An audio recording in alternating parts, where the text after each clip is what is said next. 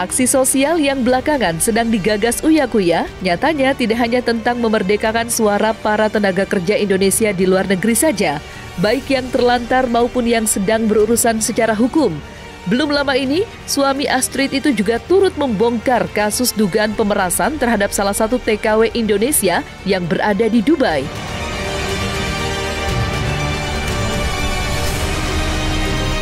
Tak tanggung-tanggung, akibat pemerasan dan penipuan tersebut, TKW asal Indonesia itu harus mengalami kerugian puluhan juta rupiah.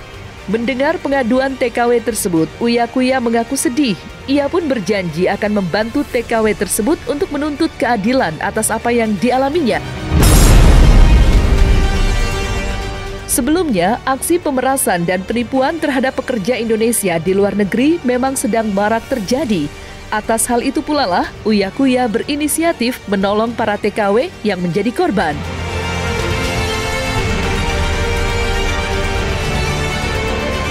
Bisa nggak uangnya kembali? Kalau saya bilang adalah relakan dan ikhlaskan. Kalaupun nanti uang orangnya saya tangkap, nih kita tangkap nih, polisi nangkep atau dari lapas nangkep. Pertanyaannya dia punya uang nggak buat balikin? Ya kan? Bener kan? Saya ketahuan deh pakai celana pendek, ya kan? Nah, itu pertama. Tapi Mbak bersyukur alhamdulillah Mbak dapat foto aslinya. Nah, saya akan tanya sama dia, saya bikin video buat Mbak deh. Ya, dia mau ngomong apa sama Mbak. Itu yang paling yang saya bisa lakukan itu. Saya dengan misi ini paling bisa melakukan itu. Dan satu hal lagi yang sekarang lagi saya galakan, kalau saya lagi membongkar praktek-praktek di dalam penjara, di dalam lapas, saya tidak punya maksud apapun untuk menjatuhkan institusi apapun. Insya Allah tidak, ya. Dan demi Allah tidak ada. Tidak pengen menunjuk ke satu orang saja. Tapi memang awalnya gara-gara kita membela para TKW-TKW dan cewek-cewek yang tertipu ini. Dan ternyata kita investigasi penipu di dalam lapas. Pertanyaannya kenapa bisa nipu? Karena HP bebas. Sebetulnya sih kita nggak masalah ya Miss ya. HP bebas di dalam lapas juga bukan urusan kita. Kalau emang itu tujuannya buat emang komunikasi, walaupun itu nggak boleh ya. Bukan itu maksudnya. Tapi kalau HP itu dibisnisin dan akhirnya dibuat nipu, itu jadi masalah. Itu yang sebetulnya lagi kita bongkar sekarang. Kalau masalah HP, kita pengen negara kita tegas begini. Selama ini kan sempat ada satu framing bahwa dibilang Indonesia butuh Malaysia untuk tenaga kerjanya karena para TKI itu kan devisa negara yang besar. Kita bagaimana kalau mindsetnya kita balik? Tapi Malaysia yang butuh Indonesia untuk mencari tenaga kerja. Bukan Indonesia yang butuh Malaysia. Karena saya ingat duta besar Indonesia untuk Malaysia yang sekarang ini pernah dulu mengancam untuk menyetop tenaga kerja. Kan Malaysia kelimpungan, artinya kan mereka butuh. Butuh sebenarnya. Nah, itu yang harus mindsetnya dirubah. Jadi kalau kita selalu bilang kita yang butuh Malaysia, ya kita akan lemah terus.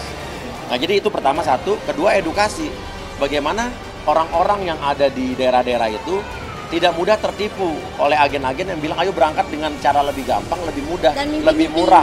Mimpi-mimpi indah. Mereka rata-rata dijanjiin digaji 7 juta, 8 juta. Tapi rata-rata yang lewat calo-calo, mereka kadang kebanyakan tidak digaji sama sekali bertahun-tahun. Atau yang terima gaji cuma 2 juta, mereka dipotong tiap bulan. Dan itu tidak pernah diomongin di awal. Surat kontrak nggak terima. Jadi mereka nggak punya kekuatan hukum apa-apa. Kita pikir untuk kemarin kita memulangin 10, 12 orang, 15 orang. Gitu. Sampai sana nggak mudah, ternyata kan nggak bisa pulang begitu aja. Harus ada suratnya. Tadinya kita memilih yang duluan, yang ibaratnya yang sakit, yang lebih butuh pulang, yang benar-benar nggak butuh nggak punya biaya. Tapi karena ternyata nggak semudah itu, akhirnya kita memilih yang suratnya clear lebih cepat. Suratnya clear lebih cepat. Itu kan terjadi karena orang-orang yang berangkat ke sana dengan ilegal. Nah, banyak yang tahu ini ilegal tapi tetap berangkat. Nah, ini kan emang masalah dia kan. Tapi ada juga yang nggak tahu, ditipu sama calo-calo ini. Dibilangnya udah lebih murah, lebih gampang. Ternyata sana mereka ditaruh majikan yang akhirnya handphone juga disita. Terus habis itu paspor diambil. Dan kemarin sempat KBRI merescue satu orang ART. Jadi di depan rumah duta besar tuh ada apartemen rumah orang kaya loh, orang kaya banget. Di sana ada TKW asal Filipina dan Indonesia. Yang asal Filipina tuh bisa libur setiap 1 minggu.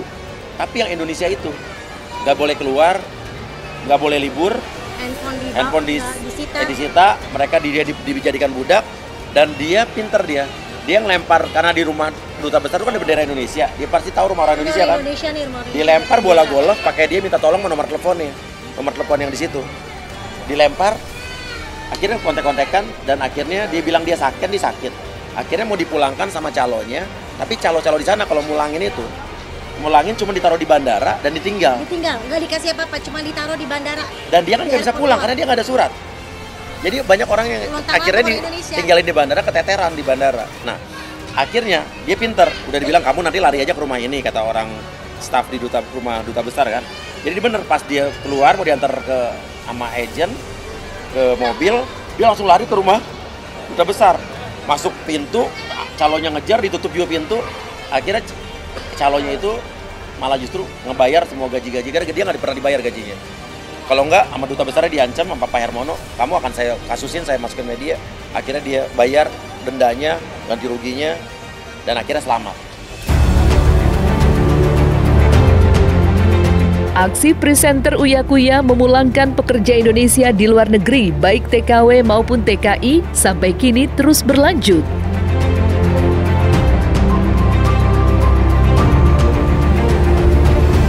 Dan siapa sangka, aksi Uya Kuya memulangkan para pekerja Indonesia dari luar negeri itu lantaran ia kerap mendengar curhatan dari para tenaga kerja Indonesia atau TKI yang mendapatkan perlakuan yang kurang menyenangkan saat mereka bekerja di luar negeri.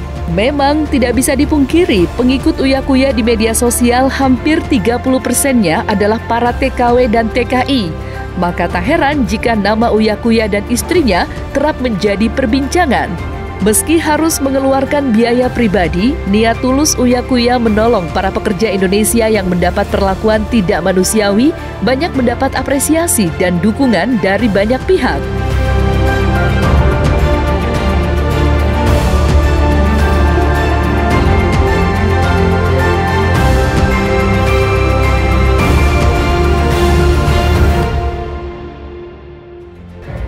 Ibu Siti Saro sama anaknya akan pulang ke Indonesia tanggal 18 besok. Ya, kita ketemu anak sama suamiku ya. Ibu pulang ke Indramayu. Ya. Gak sabar lagi ketemu sama anak. Ya, kita pulang sama baby. Siapa namanya nih? Kita pulang ketemu papa ya. Ada anaknya juga di sana ya. Oke. Dan kita akan kontak suami ibu ya, kita kabarin di sini ya. Handphone saya waktu tahun lalu setiap bulan cuma ada 15, 12 gitu kan. Sekarang setiap hari ada ratusan TKI yang ngadu ke saya. Untuk Minta pulang dan cerita segala permasalahannya. Jadi 30% Instagram aku sama YouTube aku tuh ternyata followersnya dan subscribernya para buruh migran tenaga kerja Indonesia yang ada di luar. Taiwan, Hong Kong, Malaysia, Singapura, Saudi. Dan itu penonton setia. Datanya. Dan dari 2 tahun yang lalu tuh mereka selalu curhat cerita soal masalah-masalah mereka yang disiksa, ada yang mereka disetrika, serem-serem deh. Dan barulah kita akhir tahun kemarin berpikir kita harus melakukan apa ya. Jadi itulah, dan sekalinya kita ngurusin satu orang doang satu kasus, pas kita ngurusin satu kasus ternyata habis itu viralnya buka kasus lain, jadi yang lain pada ngadu. Apalagi waktu kemarin kita ke Malaysia, wah itu ribuan ternyata yang harus ditolong. Cuman kan kita kan terbatas ya, nggak mungkin kita sendiri. Jadi kita justru pengen minta support dari orang-orang buat support ini. Jadi bukan kita sendiri, dan kebetulan kemarin udah ada yang mau gabung, jadi kita udah punya namanya tim gercep, udah ada yang mau ikut bantu, tapi belum banyak. Tapi kalau nanti bisa lebih banyak, kita bisa mulangin, insya Allah orang-orang lebih banyak lagi dari. Sekarang juga baru dapat pengaduan, ada tenaga kerja Indonesia yang disekap di Myanmar. Disekap, disiksa, dicambuk di Myanmar dan dijaga sama orang sipil bersenjata. Dan ternyata itu ada, kita teliti ternyata itu ada di daerah konflik antara pemberontak di Myanmar melawan militer Myanmar. Jadi susah juga kalau mau diselamatkan, tapi kita udah koordinasi sama Kementerian Luar Negeri, ya nanti mau dicoba ditemuin, dan Kemenlu juga selalu udah mendapatkan laporan itu. Cuman emang ada kesulitan karena daerahnya daerah konflik. Jadi emang masih banyak yang kita urus dalam waktu berapa bulan ini. Jadi mudah-mudahan ini jadi pemicu buat negara lebih punya aksi lagi untuk mengatur ini semua. Karena sekarang rata-rata tenaga kerja yang bermasalah itu tenaga kerja yang masuk dengan jalur tidak resmi atau ilegal, lewat calo-calo yang menamakan dirinya agent, tapi betul calo.